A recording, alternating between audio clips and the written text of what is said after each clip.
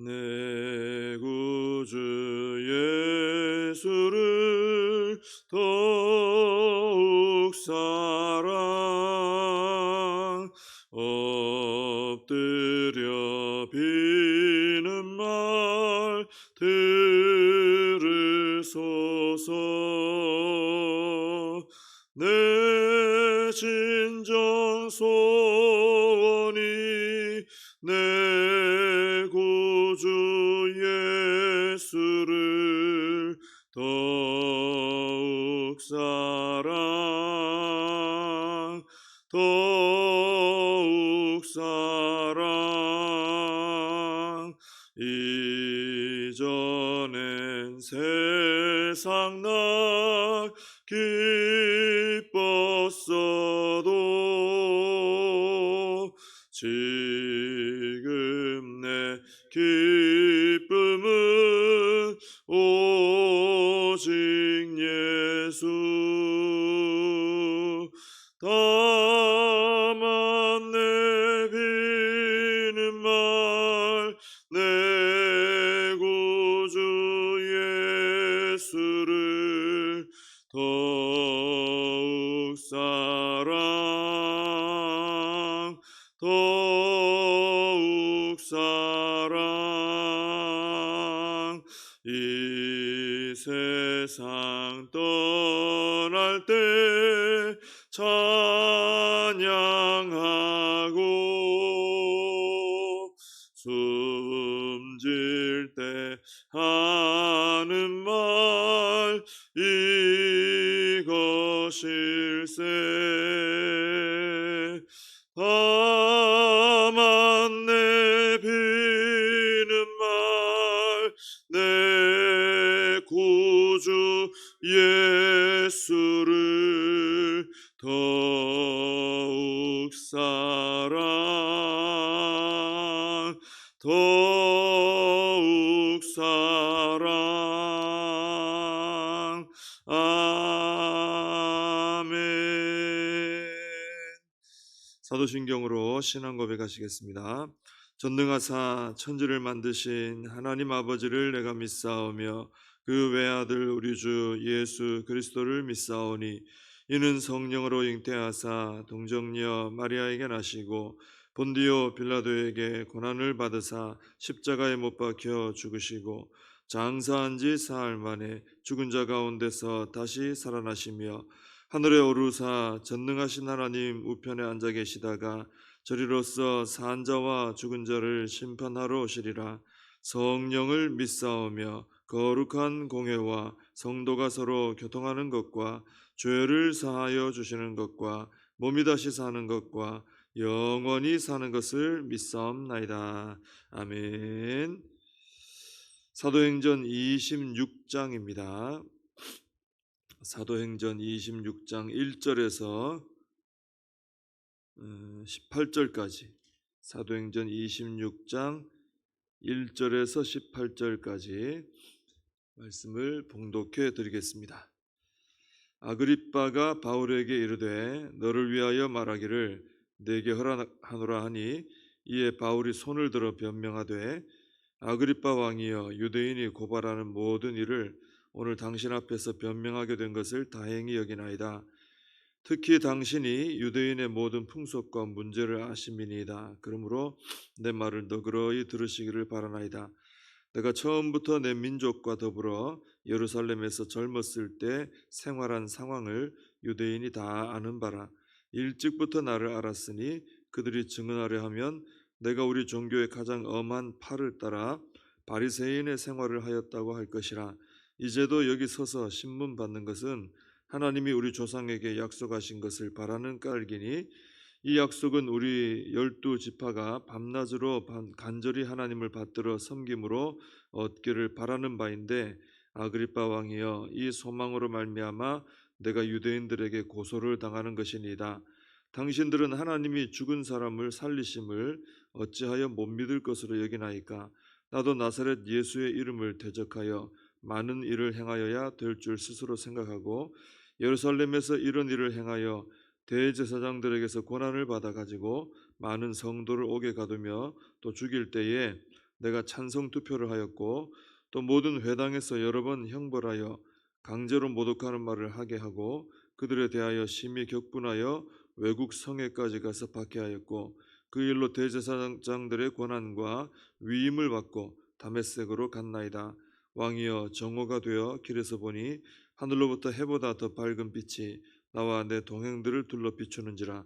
우리가 다 땅에 엎드러짐에 내가 소리를 들으니 히브리 말로 이르되 사울아 사울아 내가 어찌하여 나를 박해하느냐.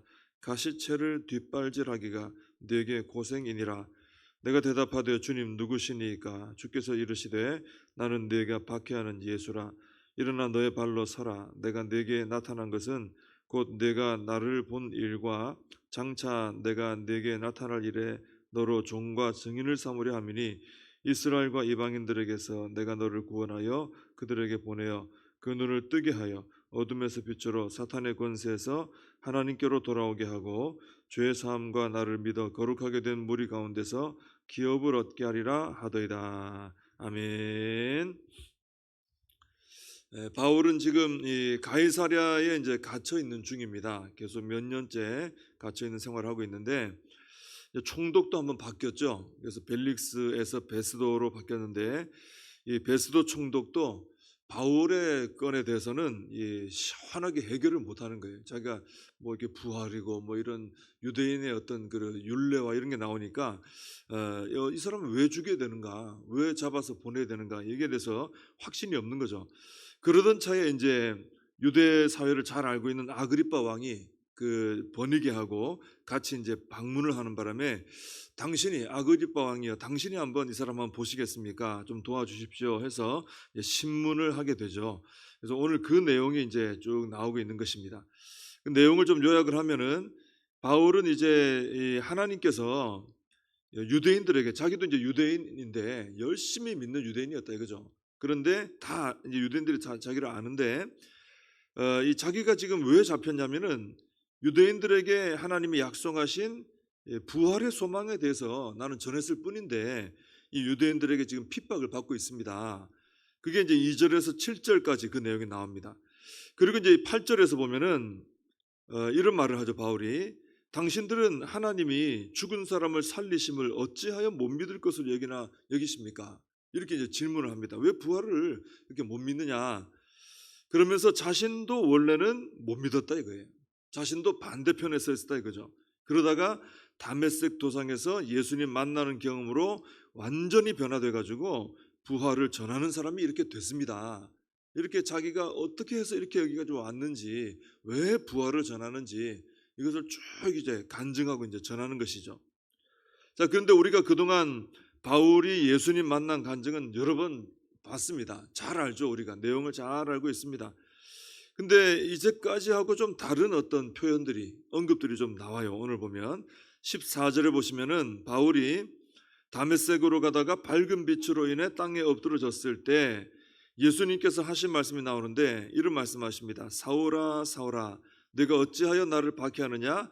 가시채를 뒷발질하기가 내게 고생이니라 그랬습니다. 예수님께서 바울에게 어찌하여 너 나를 박해하느냐, 이건 우리가 여러 번 봤어요. 벌써 아는 내용입니다. 왜 교회를 핍박하느냐 이거죠. 교회 핍박이 예수님 핍박이다 이것이죠. 근데 여기 처음 나오는 표현이 하나 있죠. 예수님 하신 말씀 중에 가시채를 뒷발질하기가 내게 고생이다 이런 말씀하십니다. 여기 나오는 가시채는 이제 그때 그 당시 그 지역에 이제 가축을 몰 때 사용했던 그 뾰족한 막대기를 가지고 가시채라고 했다고 합니다. 그래서 이제 소를 이제 몰 때, 쟁기질하고 이렇게 할 때 소가 이제 똑바로 멈추지 않고 쭉 가야 되잖아요. 근데 이 소가 똑바로 안 가고 자꾸 삐뚤삐뚤하게 가든지 가다가 멈추고 딴짓을 하든지 하면은 이제 농부가 이 가시채라는 이 도구를 가지고 이 소의 엉덩이를 이렇게 찔러댄다는 거예요. 빨리 가라고, 바로 가라고, 이렇게 방향을 잡아주고 가라고 이제 해주는 거죠.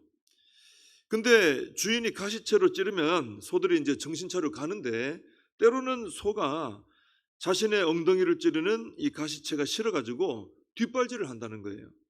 그리고 자기 마음대로 이제 가려고 이제 한다는 거죠. 자기 마음대로 가고 싶어가지고 주인에게 반항을 하는 거죠. 주인이 이리 가 하고 이제 이리야 해주면 가야 되는데 뒷발질하면서 가기 싫습니다. 그리고 딴 데로 자꾸 가려고 그런다는 거죠. 안 가려고 그러고. 근데 소가 가시체를 뒷발질하면은 결국은 자기 발만 아프다 이거예요. 자기 발만 아파요. 바울이 교회를 박해하면서 예수님에 대해서 저항을 하고 하는 것은 이 핍박하고 이렇게 하는 것은 마치 소가 자기 마음대로 가고 싶어서 가시체를 발로 차는 것하고 똑같은 행동이다라는 겁니다. 근데 이렇게 아무리 바울이 열심히 해도 결국은 바울 너만 고생이다 이거예요.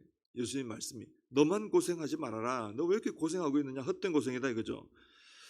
근데 우리도 보면은 때로는요 가시체를 뒷발질하는 헛고생을 우리도 할 때가 있다라는 것입니다.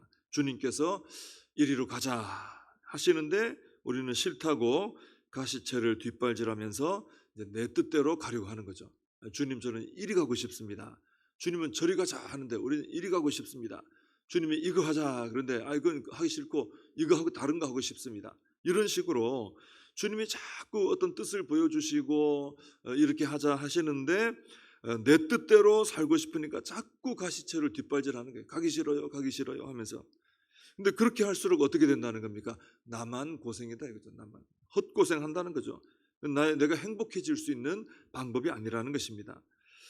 하나님께 부름을 받은 사람은 하나님의 뜻대로 인도를 받으며 순종해 나갈 때 복된 삶을 살 수 있게 되는 것입니다. 그래서 우리가 늘 찬양하는 것처럼 주님 뜻대로 살기로 했네, 주님 뜻대로 살기로 했네 하면서 뒤돌아서지 않겠네 찬양하잖아요.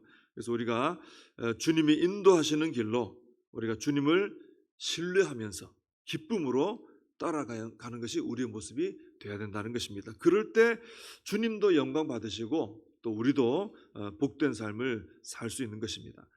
또 16절에 보면은 주님이 이런 말씀하시죠.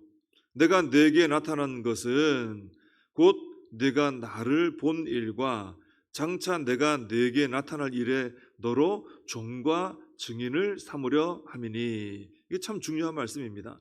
왜 예수님이 바울 만나러 오셨냐 이거예요. 왜 바울을 만나 주셨냐? 목적을 얘기하시는 거예요. 예수님께서 바울에게 나타나신 것은 바울을 예수님을 위한 종과 증인 삼으시려고 나타났다라는 것입니다. 그래서 바울이 그 이후의 삶을 보면 어떻게 됩니까? 예수님의 종으로 살아가는 거예요. 예수님 명령하신 대로 그대로 순종하면서 그 길을 걸어가는 거죠. 그리고 예수님의 증인이 돼가지고 가는 곳마다 예수님을 증언하는 이런 삶을 살았던 것입니다. 주님이 만나주신 목적에 맞게 살아간 것이죠. 근데 예수님은 우리에게도 나타나셨습니다. 우리가 그래서 예수님을 만나고 구원을 받은 것이죠. 예수님께서 우리에게 나타나셔서 우리에게 구원을 주신 것은 바울과 똑같은 목적 때문이에요. 바울만 그런 목적이 아니고 우리도 똑같습니다. 우리를 그리스도의 종으로 삼으시고 그리스도의 증인으로 삼으시려고 만나주시고 구원해 주셨다라는 것입니다. 그렇기 때문에 이제 우리가 구원받은 이후에는 분명한 믿음과 고백을 가지고 살아가야 되는데, 첫째는 예수님이 내 인생의 주인이시다. 그죠? 내가 내 인생 주인이 아니고 예수 그리스도께서 내 인생의 주인이시다. 이게 분명한 믿음의 고백이 있어야 됩니다. 그리고 또 하나는 뭡니까? 나는 이제 부활하신 우리 주 예수 그리스도를 증언하는 삶을 살아가야 된다. 예수님이 주인이시고 내가 이제 주님을 증언하며 살아야 된다. 이 두 가지가 우리가 살아가는 삶의 모습이다, 목적이라는 것이죠. 그래서 우리가 보면은 다양한 분야에서 우리가 일하면서 살아갑니다. 다 직업도 다르고 삶의 모습이 다르죠. 그렇지만 이 두 가지는 확실히 똑같이 붙들어야 돼요. 성도는 예수님이 내 인생의 주인이시다. 그리고 나는 예수님을 증언하며 살아가는 사람이다. 이 두 가지만 흔들리지 않으면 어디 가서 무슨 일을 해도 그 사람은 제대로 잘 믿는 사람이 될 수 있다라는 것입니다. 주님이 부르신 대로 살아가는 것이죠. 17절과 18절에도 보면은 예수님께서 바울을 통해 하신 일이 나오는데 17절에 이스라엘과 이방인들에게 바울을 보내시는데 왜 보내시는가 하는 거죠. 왜 보내시는가? 18절에 그 눈을 뜨게 해서 어둠에서 빛으로 사탄의 권세에서 하나님께로 돌아오게 하고 죄사함과 나를 믿어, 예수님 믿어 거룩하게 된 무리 가운데서 기업을 얻게 하려고 너를 보낸다라는 것입니다. 그래서 바울은 가는 곳마다 복음을 전해가지고 사람들 눈뜨게 했습니다. 눈 못 뜨고 있던, 주님 못 바라보던 사람들 보게 하고, 어둠에 있던 사람을 빛으로 옮겨주고, 사탄의 권세에 잡혀있던 사람들 벗어나서 하나님께로 돌아오게 하고, 그래서 그들이 하늘에 기업을 얻게 하는 이 일을 했다는 것이죠. 우리 사명도 이게 바로 이겁니다. 우리 사명 똑같아요. 우리 사명도 아직 주님을 보지 못하는 분들 눈을 뜨게 해주는 거죠. 우리는 눈 떴잖아요. 떠가지고 주님 바라보잖아요. 그러니까 우리도 눈을 뜨게 해주는 일, 그 다음에 주님을 소개해 주는 거죠. 그리고 어둠에 있는 분들을 빛으로 옮겨주고, 사탄의 권세에 매여있는 분들을 풀어서 하나님께 돌아오게 하고, 하늘의 기업을 잇는 사람이 되게 해주는, 이게 바로 우리의 사명이다라는 것입니다. 때로는 우리가 신앙생활할 때 왜 내가 오늘 하루 또 이렇게 살아가는가, 오늘도 우리가 새날을 부여받았잖아요. 왜 오늘 내 이 하루를 왜 살지, 내가 왜 지금도 나는 이 땅에 아직 하나님 나를 데려가지 않으시고 이 땅에 나를 남겨두셨지, 이걸 좀 잊어버리고 살 때가 있어요. 근데 우리는 오늘 이 말씀을 통해 분명히 다시 붙들게 되는 거죠. 첫째는 뭡니까? 나는 예수님의 종과 증인된 삶을 살아가야 된다. 그래서 오늘 하루 또 허락해 주신 것이다. 그리고 영적으로 못 보는 분들 눈뜨게 해주고, 어둠 속에 있는 분들 빛으로 안내하고, 사탄의 권세에 사로잡힌 분들 하나님께 돌아오게 시키고 해방시키고, 하늘의 기업을 잇도록 그들을 인도해 주는 삶, 이것을 위해서 나를 부르셨고 오늘도 하루 허락하셨고 앞으로의 내 삶도 허락하시는구나, 이걸 분명히 붙들고 살아가면 우리 주님 안에서 참 복된 삶을 살아가게 될 줄로 믿습니다. 기도하겠습니다. 하나님 아버지, 오늘도 말씀을 통해서 바울을 만나주신 우리 주님께서 왜 만나셨는가, 어떻게 살게 하시려고 만나셨는가 분명히 알게 해주시고, 저희들도 똑같이 주님의 종으로 살아가라고, 또 주님의 증인으로 살아가라고 우리 만나주신 것을 깨닫게 하시니 감사를 드립니다.